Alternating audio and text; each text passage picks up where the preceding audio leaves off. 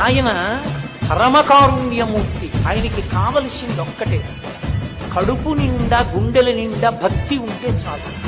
అలాంటి వాళ్ళ వెంట తిరిగి వెంటపడి పలకరిస్తాయి. అంతటి ఉదారుడు. అందుకే మీకు చూడండి, ఇప్పటికీ వెంకటేశ్వరావతారానికి ఉన్న గొప్పతనం ఎక్కడుందంటే, అసలు మనం ఊహించం ఆయన ఇలా ఉంటాడా అని. మనం ఊహకందనటువంటి రీతిలో అనుగ్రహిస్తాడు. ఒకానొక సందర్భంలో భీముడు అని ఒక కుమ్మరివాడు, తమాలిని అని ఆయన భార్య, ఆయన తొండమాన్ సామ్రాజ్యంలోనే ఉండేవాడు. తొండమాన్ చక్రవర్తి సువర్ణ తులసీదళములతో పూజ చేసేవాడు. ఒక రోజున బంకమట్టి తులసీదళాలు కనపడ్డాయి.